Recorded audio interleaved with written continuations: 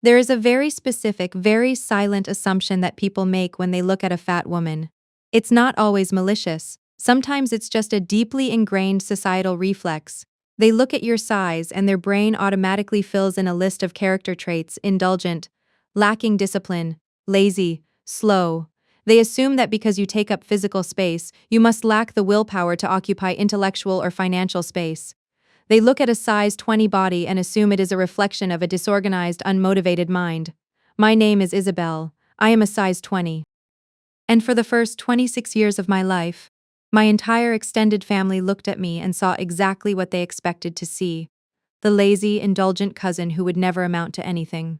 The girl who was too soft for the hard realities of the world. They thought my size was proof of my incompetence. They were so convinced of this narrative that when my grandfather died and left behind a massive multi-million-dollar real estate in Central Florida, they deliberately structured the inheritance to give me the consolation prize: 3 rundown, failing, seemingly worthless rental properties on the wrong side of Kissimmee. They gave the liquid cash and the prime assets to the golden children of the family, assuming I would just sell my junk properties for pennies to fund my indulgent lifestyle. What they didn't know was that I had spent the last 4 years secretly running my grandfather's ledgers. I knew exactly what those worthless properties were actually worth. I knew exactly what the family was hiding. And I knew exactly how to dismantle their entire golden legacy using nothing but the very properties they threw at me like table scraps. This is the story of how a lazy fat woman used the family's prejudice as camouflage, turned a joke of an inheritance into an absolute empire, and forced the golden child to sit at my kitchen table and ask me to teach her how to survive. Let me explain the architecture of my family. I grew up in Orlando, Florida. My mother's side of the family, the Reyes clan, was a sprawling, loud, fiercely competitive machine. The patriarch of this machine was my grandfather, Ernesto. He had immigrated from Cuba in the late 70s with nothing but a suitcase and an uncanny, almost frightening instinct for real estate. Over 40 years he bought, sold, held, and leveraged property across Central Florida until he had built a quiet but massive fortune. He was a man made of calluses and compound interest. Ernesto had 2 distinct tiers of descendants. Tier 1 was my Uncle Miguel and his kids, specifically my cousin Rafael and my other cousin Valentina. Valentina was the undisputed crown jewel of the Reyes family. She was a literal beauty queen. She had won Miss Central Florida and placed in the top 5 at Miss Florida. She was razor thin, flawlessly beautiful, and possessed that kind of effortless magnetic charisma that makes people want to give her things for free. Rafael was the handsome, aggressive, smooth-talking businessman who was supposed to take over Ernesto's empire. They were the golden children, lean, hungry, and heavily invested in the family's image. Tier 2 was my mother, and by extension, me. My mother had committed the unforgivable sin of marrying a mechanic. A kind, hard-working man who fixed transmissions and came home with grease under his fingernails. He was a good father, but to my grandfather and my uncle, he was a failure. He had no ambition for wealth, only for stability. And then there was me. I was not a beauty queen. I was built like my father's side of the family, broad-shouldered, thick-waisted, big-boned. By the time I hit high school, I was wearing a size 16. By the time I graduated college with a degree in finance, I was a size 20. At every family gathering, every Noche Buena, every Easter, the dynamics were painfully clear.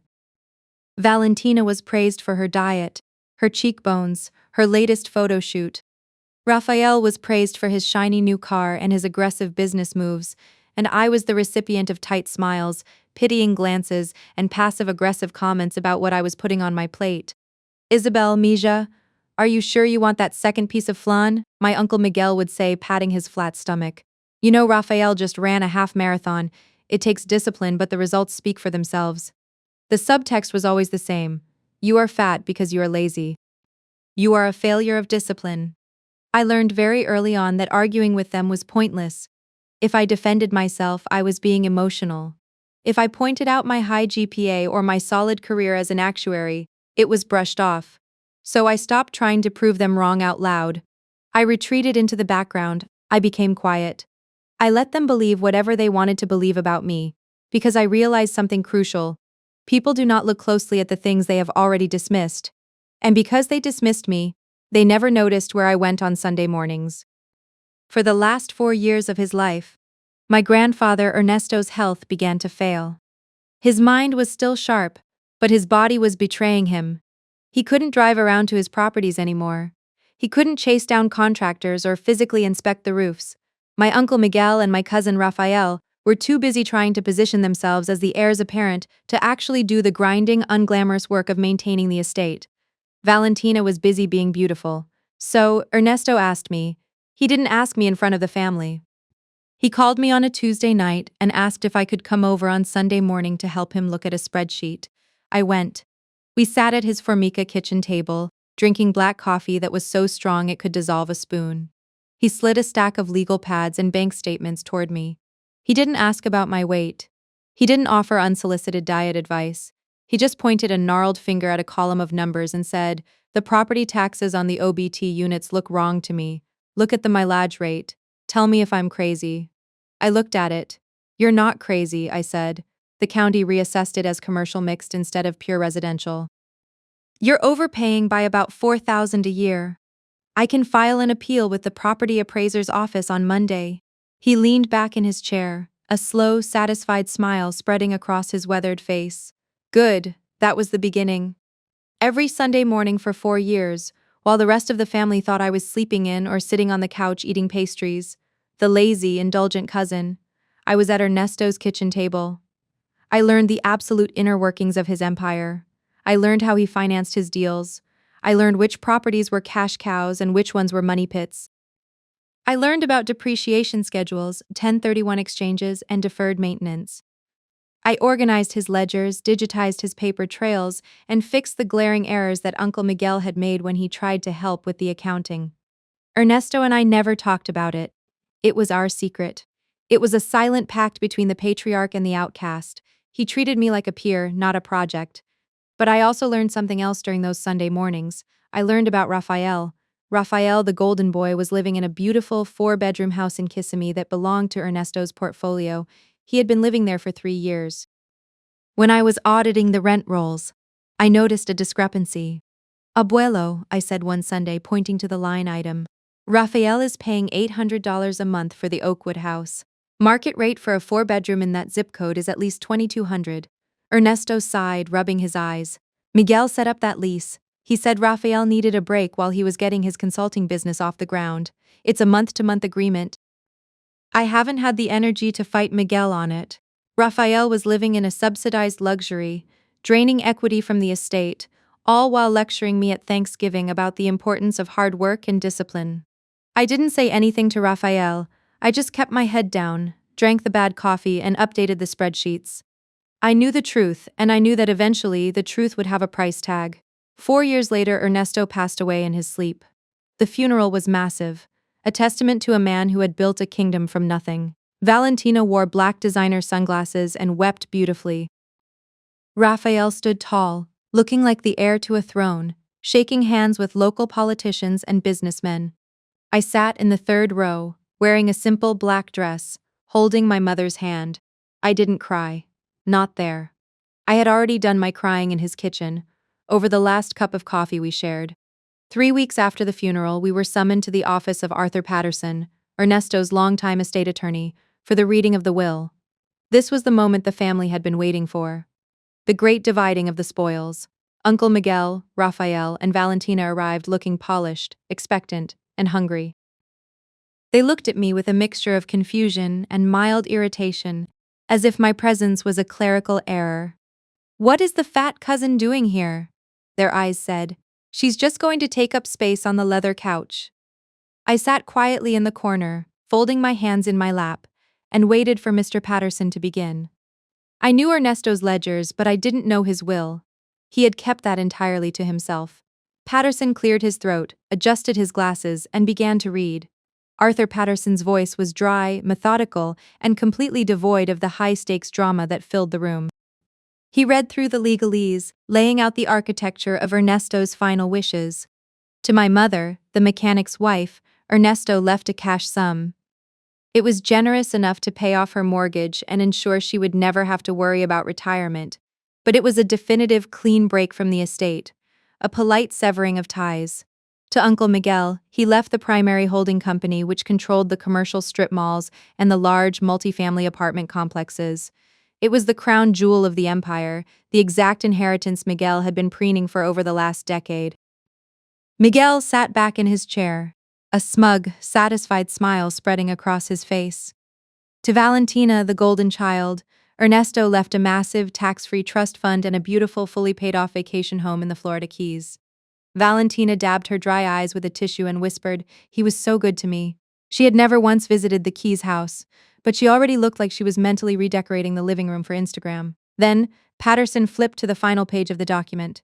He cleared his throat again. "And to my granddaughter Isabel," Patterson read, his eyes flicking up to meet mine for a fraction of a second before returning to the page. "I leave the 3 residential properties located on Oakwood Drive, Pine Street, and the duplex on Cypress Avenue, transferred in their entirety, free and clear of any encumbrances." The room went dead silent. And then Raphael let out a short, sharp bark of laughter. He quickly covered his mouth, feigning a cough, but the damage was done. Uncle Miguel smirked, looking down at his polished shoes to hide his amusement. I didn't react. I just looked at Patterson, my face a carefully constructed mask of neutrality. I knew exactly what those 3 properties were. The family knew them as the junk. They were the oldest properties in Ernesto's portfolio. The Cypress Avenue duplex had a roof that was supposedly caving in. The Pine Street house had foundation issues that Uncle Miguel had complained about for years, and the Oakwood Drive house, well, that was the house Raphael was currently living in, paying $800 a month. They were the problem properties. The headaches, the money pits. The family looked at me. They saw a fat, lazy girl who was suddenly burdened with 3 dilapidated buildings that required massive physical and financial upkeep. To them, it wasn't an inheritance. It was a joke. It was Ernesto giving me a chore I was too lazy to complete. They assumed I would panic, list them for sale immediately, and take whatever lowball cash offer came my way just to be rid of the hassle. As Patterson handed out the finalized folders to each of us, Raphael leaned over to me. He smelled like expensive cologne and arrogance. "Listen, Isa," Raphael whispered, using the childhood nickname I hated. "I know this is a lot for you to handle. Being a landlord is a grind. It takes hustle. When you're ready to offload those dumps, let me know.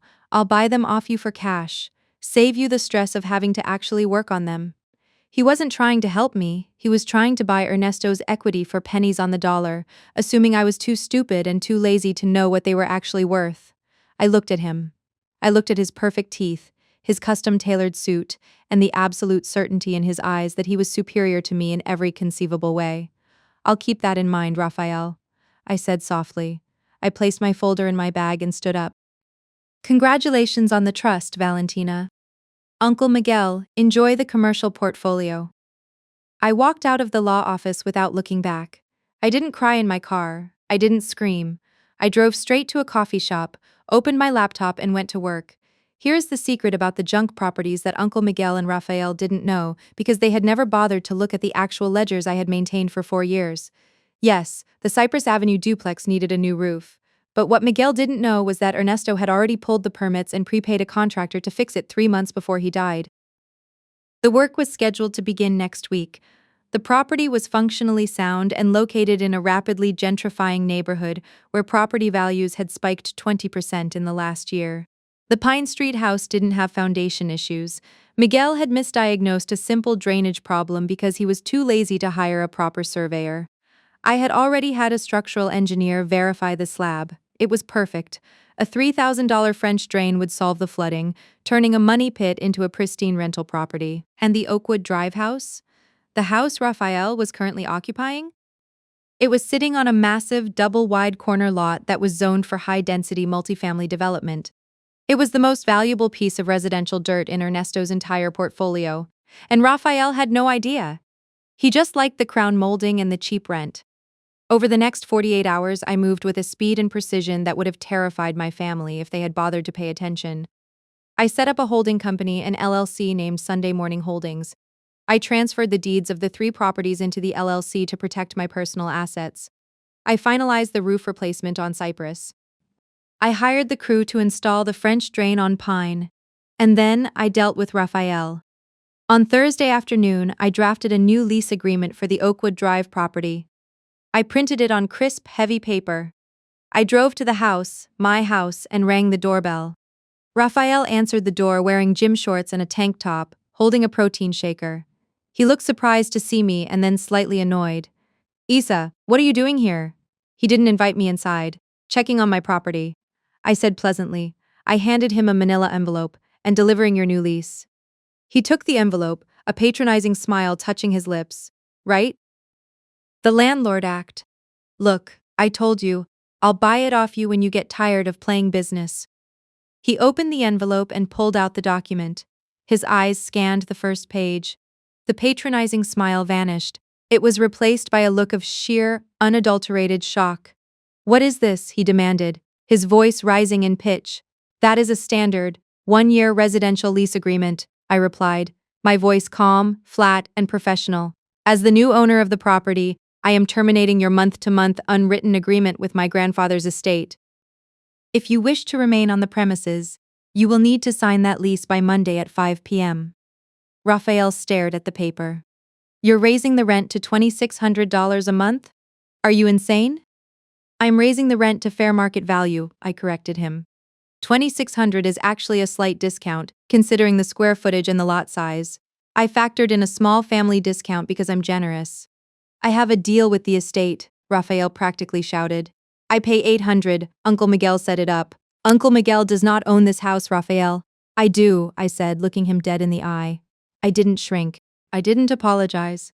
I let my size, my presence, take up the entire doorway. And my grandfather is no longer here to subsidize your lifestyle. You've had a very nice 3-year ride, draining equity from an old man who was too tired to fight you. But that ride is over. You can sign the lease, or you can vacate the premises in 30 days. The eviction notice is attached to the back. Raphael was breathing hard, his face flushing red with anger and humiliation. He had never been spoken to like this by anyone in the family, least of all me. The fat, lazy cousin was suddenly holding a knife to his throat. You think you're so smart, he spat, pointing a finger at me. You have no idea what you're doing. These properties are garbage. You're going to bankrupt yourself trying to maintain them, and when you do, don't come crying to my dad for a bailout. I won't, I said simply. Monday at 5 p.m., Raphael, have a great workout. I turned and walked to my car. I didn't shake, I didn't look back. I got in, started the engine, and drove away. Raphael signed the lease on Monday at 4:45 p.m. He didn't have a choice. His credit was tied up in his failing consulting business, and he couldn't qualify for a luxury apartment on such short notice. He was trapped in my house, paying my mortgage, funding my expansion. But the Oakwood house was just the beginning. The real move, the move that would permanently alter the balance of power in the Reyes family, was still weeks away. With Raphael locked into a fair market lease and the repairs on the Cypress and Pine properties complete, my portfolio was suddenly generating significant, clean cash flow. But I wasn't interested in just sitting on 3 properties. I had spent 4 years studying Ernesto's playbook, and I knew how to run the offense. Uncle Miguel had inherited the commercial portfolio, but he had also inherited Ernesto's massive, beautiful personal residence in Lake Nona. It was a sprawling estate on a golf course, worth over $2 million. Miguel had immediately decided to sell it.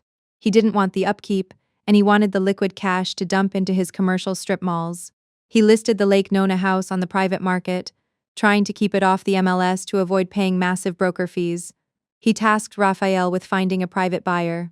I knew about the listing because I still had access to the private broker networks Ernesto had set me up with. I watched the listing sit for a month. Miguel had overpriced it, arrogant as always, assuming someone would pay a premium just for the zip code. When it didn't sell, he quietly dropped the price by $300,000. He was getting desperate for the liquidity. That was when I made my move. I didn't use my own name. I used Sunday Morning Holdings LLC. I approached a private lender I had met through Ernesto, a man who knew exactly who I was and exactly how competent I was because he had reviewed the spreadsheets I had built for my grandfather.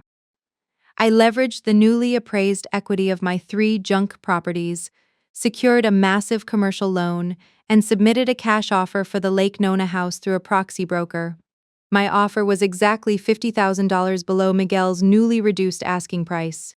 It was an aggressive, slightly insulting lowball, but it was all cash, and it promised a 14-day closing. Miguel took it. He was too arrogant to see the trap, too focused on the cash to look closely at the LLC buying his father's house. We closed on a Tuesday. The proxy broker signed the paperwork.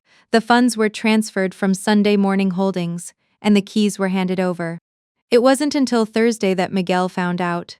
I don't know exactly how he discovered it. Maybe he looked up the corporate registry for the LLC. Maybe the lender let it slip. But on Thursday afternoon, my phone rang. It was Uncle Miguel. I let it ring until the last possible second, then answered. "Hello, Uncle Miguel. You bought the house," he said. His voice wasn't angry, it was hollowed out, stunned into a state of disbelief. "Sunday Morning Holdings, that's you. You bought my father's house." "Yes," I said pleasantly. "I thought it was a good investment. You had it priced to sell. How did you get the capital for a cash offer?" he demanded. The disbelief morphing into sudden sharp panic. "Where did you get that kind of money, Isabel?" "I leveraged the equity from the 3 properties Abuelo left me," I explained, keeping my voice entirely devoid of gloating. I wanted him to hear the cold, hard math. Once I fixed the minor deferred maintenance and adjusted Raphael's lease to actual market value, the portfolio appraised for almost triple what you assumed it was worth. I used that equity to secure a private loan and bought the Lake Nona estate. Silence. The kind of silence that happens when a man's entire worldview shatters into a million pieces. He had given me the junk to keep me occupied, to prove I was a failure. Instead, I had used his garbage to buy his castle.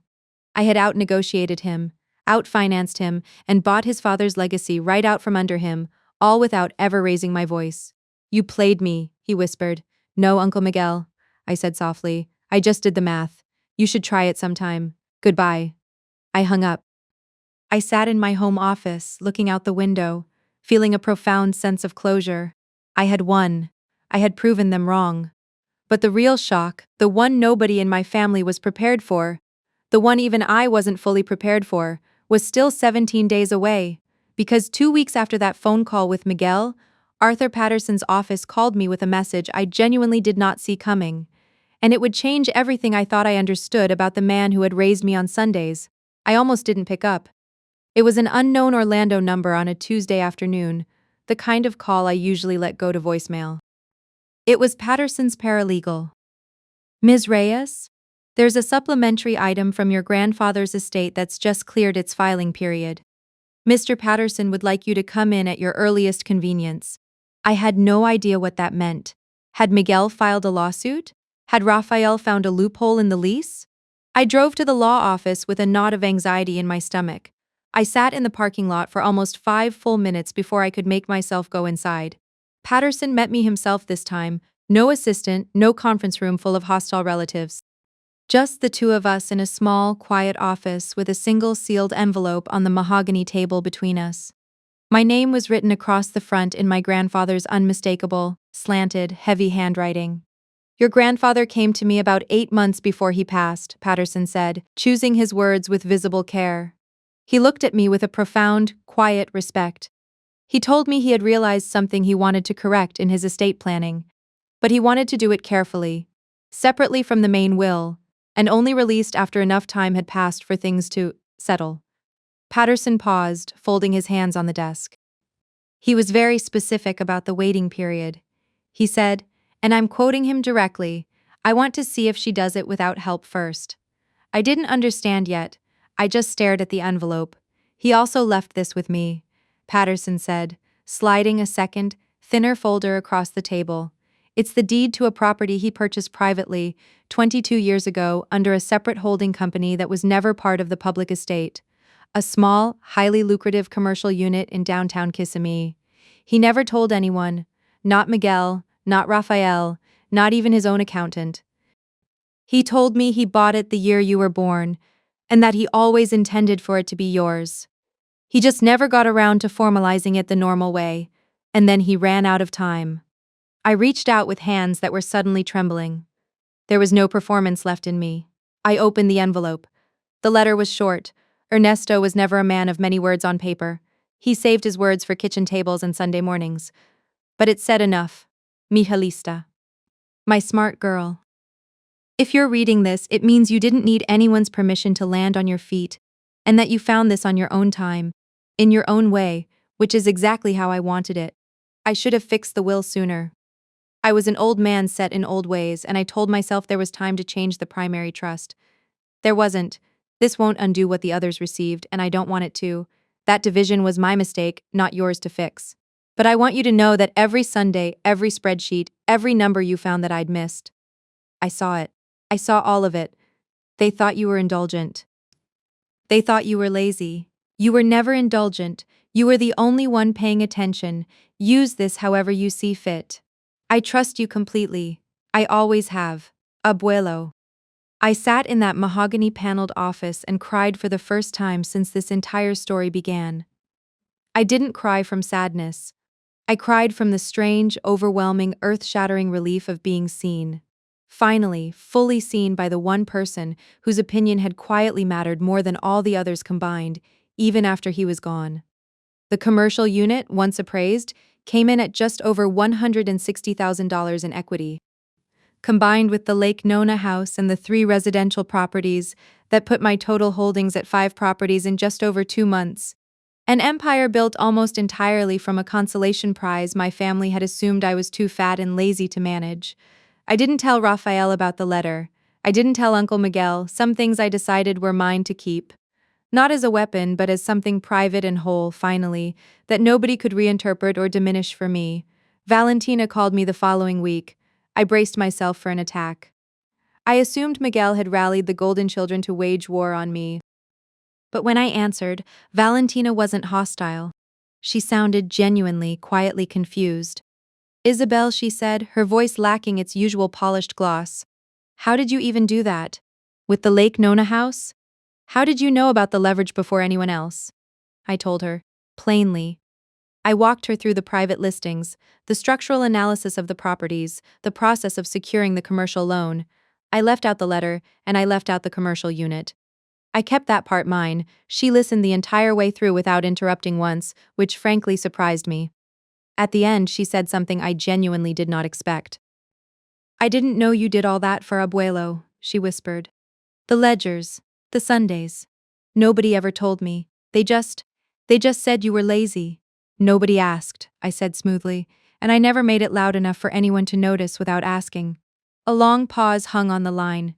I should have visited him more, she said, her voice cracking slightly. I think I always knew that, and I just let myself not think about it too hard because it was easier. Yes, I said, you should have. I wasn't going to soften that for her. Some truths only do their job if you let them land at their full, devastating weight. Then, she asked the question I really truly didn't expect. Can you teach me? She asked. Any of it? I don't even know what a lease actually says when I sign one. I have all this trust money, and I don't know how to protect it. I've never once looked at the paperwork. They just tell me to sign. It wasn't the question I had braced for. It also wasn't one I could bring myself to say no to. Because underneath the beauty queen sash, the designer sunglasses, and the family's adoration, Valentina had her own quiet version of being unseen. Nobody had ever asked her to be anything other than decorative. Nobody had ever once asked if she wanted to be smart. Sunday, I told her, my voice softening just a fraction. Bring coffee, she came. I taught her how to read a residential lease. I taught her how to evaluate assessed value against market value. I taught her how to spot a tax classification error hiding in plain sight.